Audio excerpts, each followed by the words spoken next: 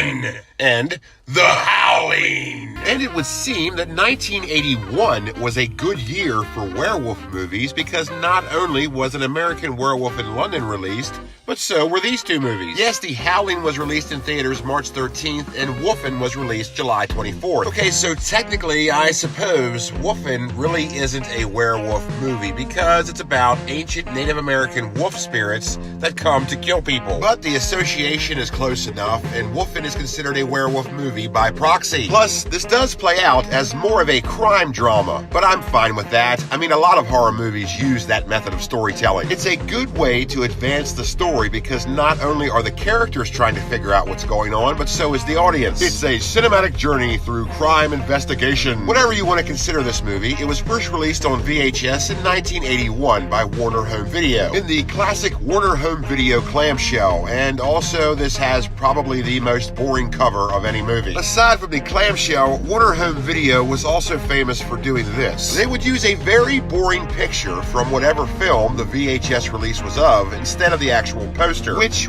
100% of the time was way more interesting than the photo they used. And especially this one. I mean, geez, you couldn't use a picture of one of the wolves from this movie? I mean, I don't even know what this movie's supposed to be about. I mean, it sort of looks like some kind of coping with divorce pamphlet you would get at a family counseling center. But the weird part is that Warner Home Video would not do this with all of their VHS releases. They would sometimes use the actual poster from the movie, so it makes you wonder why they wouldn't do it for all of their releases. But I'm not here to talk about that. I'm here to talk about werewolf movies. And Warner Home Video would release Coping with Divorce, Wolfen, 2 more times. They would release it in 1988 and finally in 1999 as part of their Warner Brothers Hits collection. So are any of these VHS releases worth a lot of money today? Well, again, I'm gonna have to go with no. The 1988 and 1999 releases are remarkably easy to find and pretty cheap, the average being about $5. The 1981 release can be a little tricky to find, like any of the Warner Home Video early releases, and finding one that's in halfway decent shape is a bit of a challenge too. And they tend to average within the mid-tier price range. $15 to $20 is what you got. But chances are the one you find will look like it's been attacked by gibbons. The Howling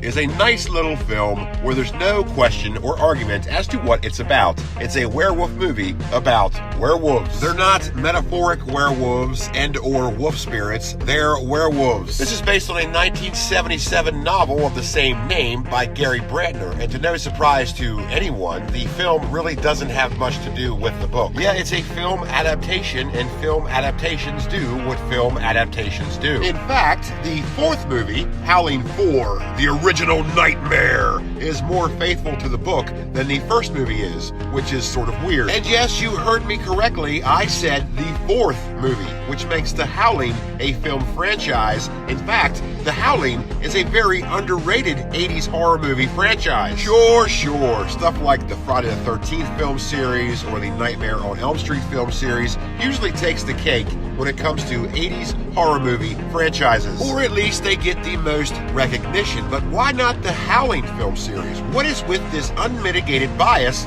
against werewolf movies? Is it because the subgenre of horror film that is the werewolf movies is treated like the unwanted stepchild of the movie world, constantly seeking the approval and praise of its peers but forever being neglected and shunned? Is that why the Howling film series is forgotten about?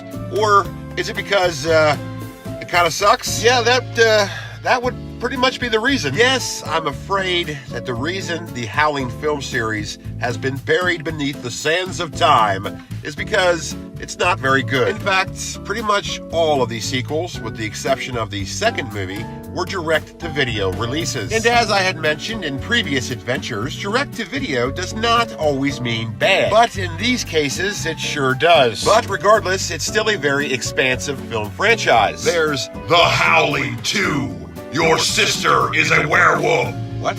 Your sister is a werewolf. That's the title?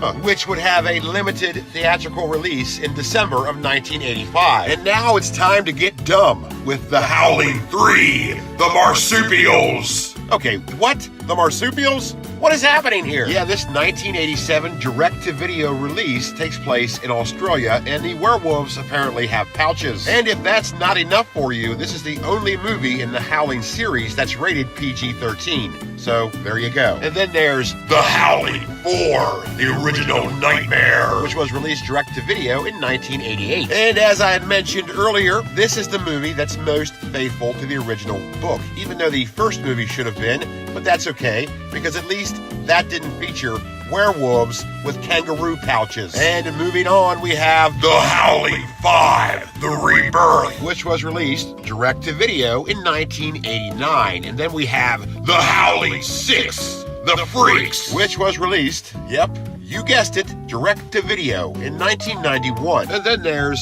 The Howling New Moon Rising. Wow, geez, you're telling me they had 7 of these movies? So 6 sequels total?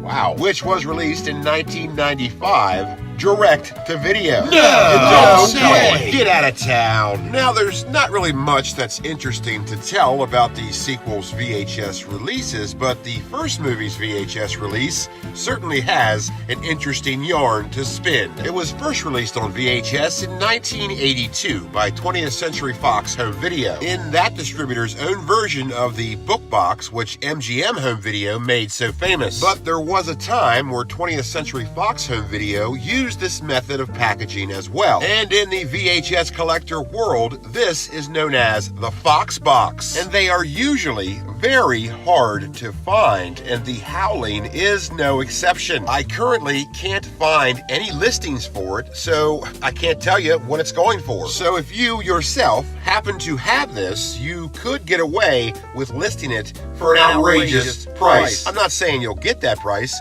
but you can try. It would then be released on VHS in 1983 by Embassy Home Entertainment. Then it was released in 1984 by Nelson Entertainment Home Video, and then it was released in the year 2000 by MGM Home Video as part of their MGM Movie Time collection. With the exception of the 1982 distribution, all of these distributions are rather easy to find and go for around $5. And all of these sequels, if you happen to want them, go for very cheap as well, with the exception of The Howling 2, Your Sister is a Werewolf, because for some reason, that's sort of pricey. Watch the full episode here, as well as other classic Cat Nanos VHS pirate ship adventures, and please hit subscribe.